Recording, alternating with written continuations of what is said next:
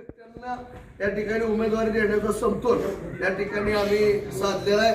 निश्चितच आपण सगळेजण चांगल्या पद्धतीने पुढच्या 8 ते 9 दिवस काम करून वंदना काके असेल, जिल्हा परिषदचा उमेदवार नंदकुमार वाघमारे, खरं तर तोही समाजातला व्यक्ती आहे, शेवटच्या घटकापर्यंत काम केलेला व्यक्ती आहे। त्यामुळं ही दोन्ही मंडळी अधिक प्रशांत मालक असतील किंवा आमदार साहेब असतील या सगळ्यांच्या माध्यमातून या तालुक्याच्या विकासासाठी आम्ही कुठेही कमी पडणार नाही अशा पद्धतीचा विश्वास या ठिकाणी गादेगावकरांना देतो। आजपासून प्रचाराचा शुभारंभ झालाय। प्रत्येक ठिकाणी विभागवार बैठका होतील, गाववाईज दौरे प्रशांत मालकाचं होईल। मी दौऱ्याच्या निमित्ताने प्रत्येक गावात वाडी वस्तीवर जायचा प्रयत्न या ठिकाणी करणार आहे। त्यामुळे माझी आपल्याला विनंती राहणार आहे, येत्या 5 तारखेला भरभरून अशा पद्धतीचं मतदान गादेगावकरांचं वंदना काकीला आपल्या जिल्हा परिषदच्या उमेदवाराला व्हावं अशा पद्धतीची अपेक्षा या निमित्ताने परिचार कुटुंबियाच्या वतीनं, पांडुरंग परिवाराच्या वतीने या ठिकाणी करतो। खरं तर काकींना सगळे समाज घटक काम करणार आहे, पार्टी गट तर त्याच्या पलीकडे जाऊन या ठिकाणी मतदान होणार आहे अशी मला निश्चितपणाने या ठिकाणी खात्री आहे। आणि ते करण्यासाठी आपण रात्रीचा दिवस करून शेवटच्या मतदारांपर्यंत पोहोचूया अशा पद्धतीचा संकल्प आजच्या श्रीफळ वाढवायच्या शुभारंभ प्रसंगी आपण सगळ्यांनी मिळून करूयात। पुन्हा एकदा आपल्या सगळ्यांना या पंचायत समिती आणि जिल्हा परिषद निवडणुकीच्या मनपूर्वक शुभेच्छा देतो। आपल्या सगळ्यांच्या सोबत प्रशांत मालक आम्ही सगळेजण ताकदीने उभं राहू आणि वंदना काकी असतील किंवा जिल्हा परिषदच्या उमेदवारांना भरभरून मताधिक्याने आपण निवडून देऊयात एवढीच अपेक्षा आपल्याकडनं व्यक्त करतो। पुढे मीटिंग असल्यामुळं आम्हाला सगळ्यांना जायचं, त्यामुळे आजपासून आपण सगळ्या कार्यकर्त्यांनी युवा सहकार्यांनी घराघरापर्यंत जावं हीच आपल्याकडनं अपेक्षा व्यक्त करून थांबतो। जय हिंद, जय महाराष्ट्र। आज या ठिकाणी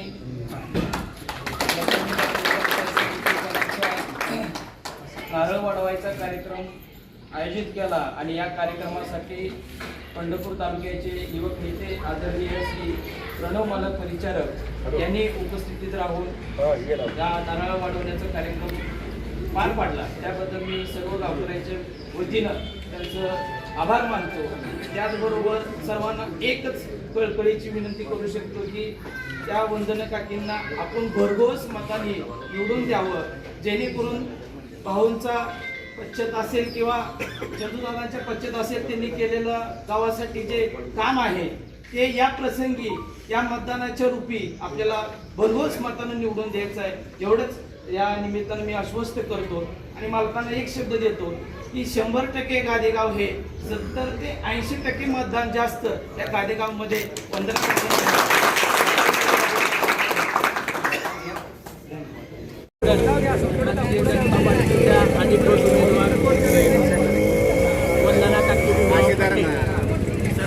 वंदना काकी भीमराव पटेल यांच्या प्रचाराचा शुभारंभ आज आमच्या पार्टीचे युवा नेते आदरणीय प्रणवजी परिचारक यांच्या उपस्थितीत सुरू झालेला आहे। तरी आजपासून आम्ही प्रचार करून आमच्या पक्षाने केलेल्या विकास कामाचं आम्ही त्या ठिकाणी सर्वांना सांगून आमचा पक्षी धोरणं सर्व मतदारांपर्यंत पोहोचवण्याचं काम आम्ही आदरणीय प्रशांत परिचारक, आपल्या पंढरपूर मंगळवेढा तालुक्याचे आमदार आदरणीय समाधानदादा अवताडे व कल्याणराव काळे यांच्या मार्गदर्शनाखाली आम्ही आजपासून आमच्या उमेदवाराचा टाकळी पंचायत समितीकडून उमेदवाराचा प्रचार गादेगाव इथून शुभारंभ केलेला आहे। जिल्हा परिषद गट टाकळी जिल्हा परिषद गटाचाही अधिकृत उमेदवार वाघमारे यांचाही प्रचार आम्ही या ठिकाणी सुरू केलेला आहे। कोणते विकासाचे प्रमुख मुद्दे घेऊन तुम्ही सामोरं जात आहे?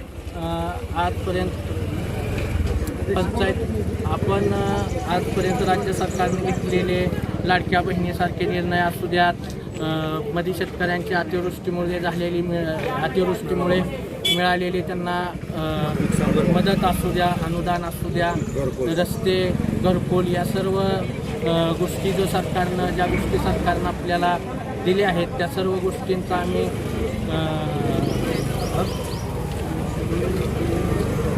आज आमच्या गादेगावमध्ये भारतीय जनता पार्टीमार्फत 102 घरकुल आज आमच्या गावात मिळालेले आहेत। त्या सर्व लोकांना विक्रमी घरकुल आमच्या गावात मिळालेली आहेत. त्या सर्वांची आम्ही भेट घेऊन पक्षाचा पूर्णपणे प्रचार करणार आहोत आणि आम्हाला आमच्या पक्षाचा पूर्ण सहकार्य पाठिंबा आहे आणि त्या पाठिंब्यावर आम्ही निवडणूक लढवून येऊ.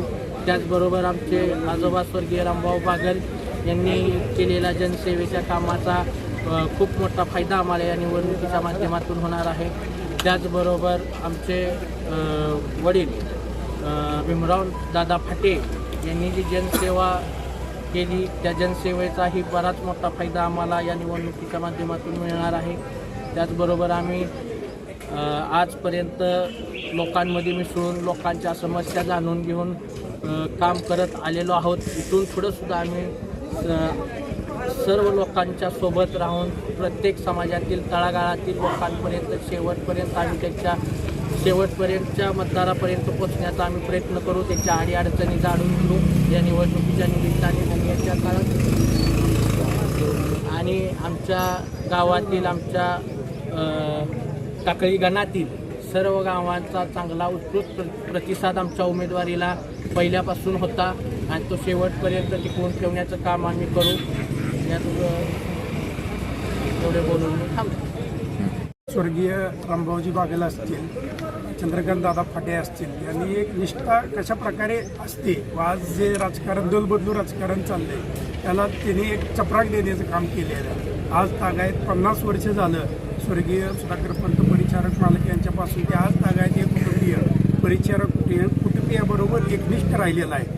आजच्या काळात खरं तर 35-40 वर्षात भाऊ सभापती असल्यापासून ते दादा काल पांडुरंगचे संचालक असल्यापासून या कुटुंबाने खरं तर गावाला वाहून घेतलेलं आपण आजपर्यंत बघितलेलं आहे. गावातील प्रत्येकाच्या सुखदुःखात सहभागी होण्याचं काम असेल आजपर्यंत त्यांनी आपल्या खरं तर कुटुंबाकडे थोडंफार दुर्लक्ष केलं पण गावालाच आपले कुटुंब मानून त्यांनी आज तागायत काम केलेलं आहे. गावातील प्रत्येकाचे गोरगरीब सर्वसामान्यांच्या समस्या त्यांनी जातीने आजपर्यंत सोडवलेल्या आहेत. स्वर्गीय रामभाऊजी बागल सभापती असताना गावामध्ये विक्रमी घरकुल त्यांच्या माध्यमातून आणली गेली होती.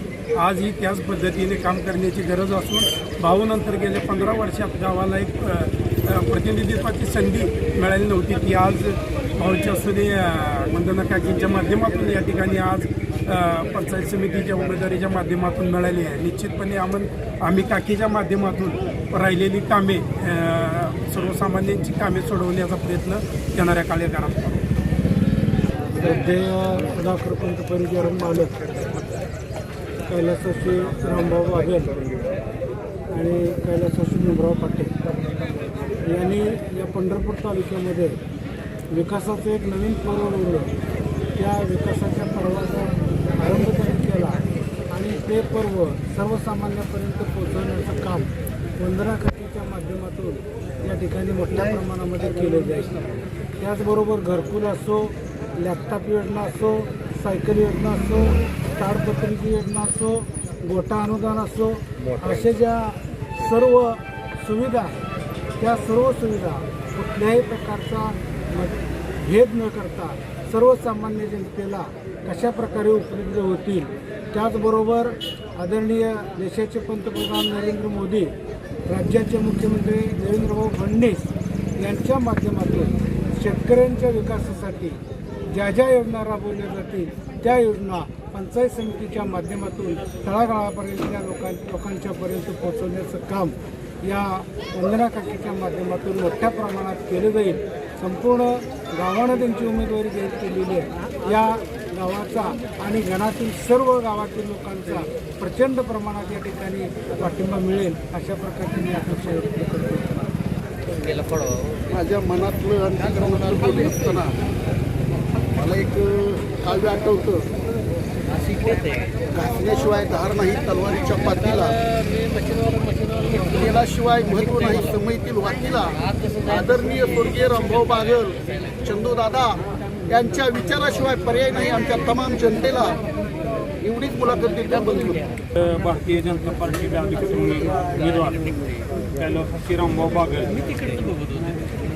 यांची सून वंदना काकी भीमराव फाटे यांचा उमेदवारी येत असताना ही उमेदवारी तिन्ही गावातून जनतेतून आलेली आहे.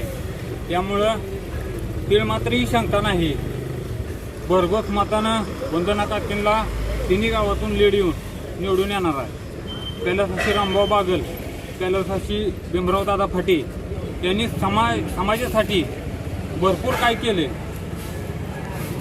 त्यामुळं काय विषय नाही. आमचे परिचारक साहेब मोठे मालक, नंतर माझे सासरे रामभाऊ बागल, त्याच्यानंतर माझे दीर भीमराव फाटे, ह्यांचं योगदान काय सांगण्यासारखं आहे. म्हणजे काय कुणाला माहीत नाही तालुक्यात असं नाही. माझे सासरे सभापती असताना त्यांनी भरपूर कामं केलेले आहेत, गोरगरिबांची सेवा केलेली आहेत. काही लोक असे म्हणायचे माझ्या सासऱ्याला माझ्या देखत आमचे एवढे पैसे घ्या आणि माझं काम एवढं भाऊ करा, पण माझ्या सासऱ्याने तसं कधी केलं नाही. निस्वार्थपणे जर तुमची कागदपत्र व्यवस्थित असतील तर मी तुमचं अवश्य काम करणार, पण जर तुमची कागदपत्र व्यवस्थित नसतील तर मी तसला भ्रष्टाचार करणार नाही. तुम्ही कागदपत्राची व्यवस्थित माझ्याकडे पूर्तता करा, मी तुमचं अवश्य काम करू, असं माझे सासरे सांगायचे. त्याच्या पलीकडे माझे दीर, त्यांनी तर कुणाचे पैसे खाल्ले नाही, माझ्या सासऱ्याने कुणाचे पैसे खाल्ले नाही. माझ्या दीराने निस्वार्थपणे स्वतःचा प्रपंच कधी बघितला नाही, सगळं हे करून निस्वार्थपणे 24 तास समाजाला सेवा देऊन त्यांनी चांगलं काम केले. गोरगरिबांसाठी वेळ दिला. गावात कुठं काय झालं, आमच्या अडचणीचं काय झालं तर कधी गावात पोलीस येऊ दिला नाही त्यांनी. तिथून पोलिसांना फोन करायचे आणि तिथल्या तिथं पोलीस थांबवायचे. कोणाची लग्नाला अडचण आली त्या कामात सुद्धा माझ्या दीरानं कधी असं कुठला पोलीस येऊ दिला नाही. म्हणून ह्या जनतेनं आम्हाला निवडलेलं आणि ह्या जनतेनं आम्हाला साथ दिली, म्हणून आम्ही उभा राहिलेलं. एवढं बोलून मी माझं संपवतो.